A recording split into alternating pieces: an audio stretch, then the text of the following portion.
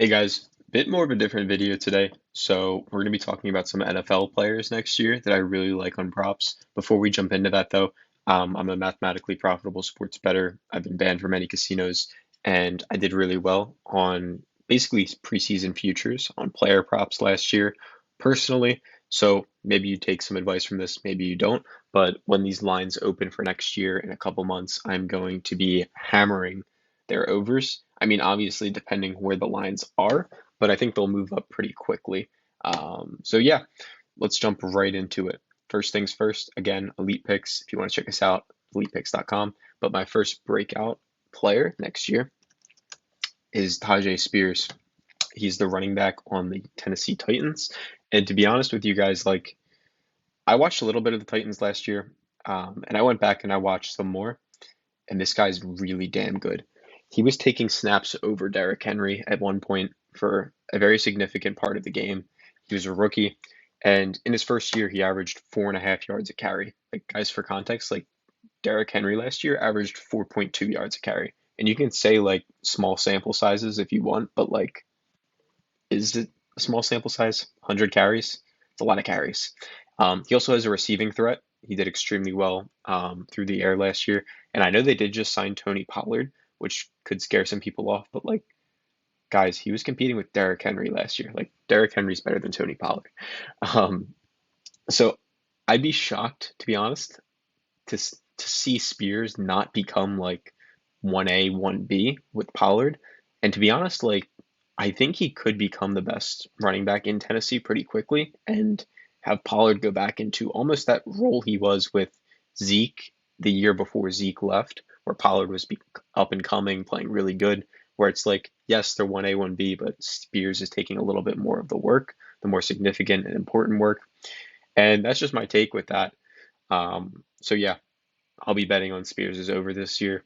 I think he's a really good pickup in fantasy, regardless. And I think with Will Levis going into his second year as well, we could see a bit of a breakout. I wouldn't be surprised if he's mentioned like top 15 conversations in terms of running backs. But yeah, second up, I have Anthony Richardson. And this one kind of goes without saying, but like the guy's going to be really good. I think everyone that watched him last year knows that. Yes, his completion percentage is a bit scary, but again, it's a bit of a small sample. 84 throws. Um, what else could I say? 800 total yards last year, and he had, I believe it was 8 touchdowns to 1 interception, or 9 touchdowns to 1 interception. Along those lines, he had a bunch on the ground. 4, 7, and 1. So with a full year under his belt, with Michael Pittman, Jonathan Taylor fully healthy, ready to go next year, I see no reason why he can't be an elite quarterback. I don't know about like top five, but like I think he could start creeping up into like a top 12 conversation by the end of next year. And if you play fantasy football, pick him up. He's a great player. And the last one is a defensive player. And you've heard a lot about him last year in the NFL draft, and you probably didn't hear much about him this year. But it's Nolan Smith. And I looked into it a bit more, and to be honest with you, it kind of like shocked me how little this guy played.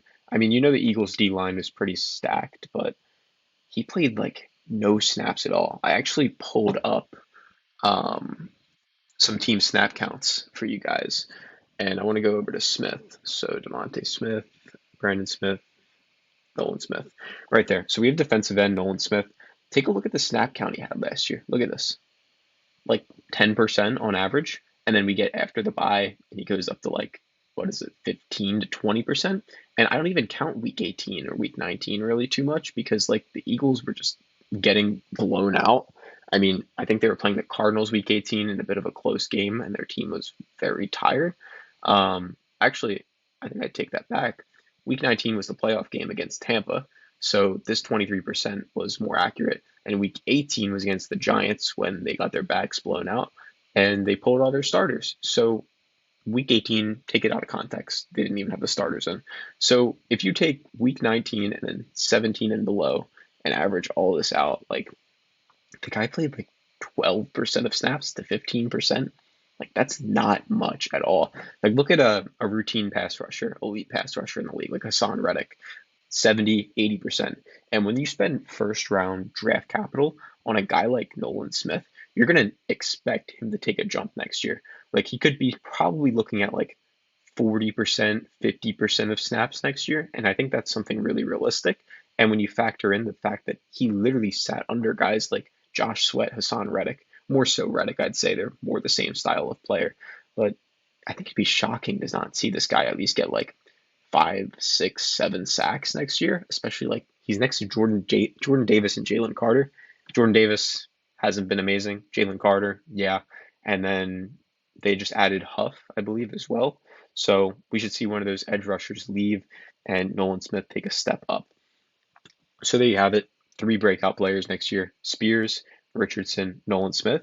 And as a quick bonus, I do want to add in um, my breakout team next year. And to give you guys a bit more context, I am an Eagles fan, so that Nolan Smith take could be a bit biased. Don't hate me. But I think the Falcons, now that they have Kirk Cousins, are legit contender. Um, there's not much to be said. Everyone knew they had a bad quarterback last year in Desmond Ritter, and they had a stacked offense with Pitts, London, Bijan, all those guys. And they have a pretty underrated defense, in my opinion, as well.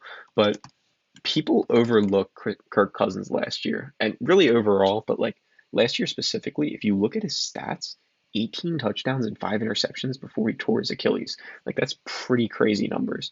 So when you add that into the mix in Atlanta, I feel like it's pretty hard not to say this guy isn't going to make them a contender. Like playoffs, they're a lock if he stays healthy. Like I'd be absolutely shocked if they didn't make it. Um, Buccaneers, to be honest, like I'm not really that worried about them for the Falcons' sake. I think the Buccaneers are good, but like they're never going to get anywhere with their current team. Maybe that comes back to bite me. Probably won't. But Falcons, I think it could be where Kirk actually has a shot to win it all. I don't know. Maybe it's a bold take, maybe it's not, but time will tell. And let me know if you guys agree, disagree, put it in the comments. And yeah,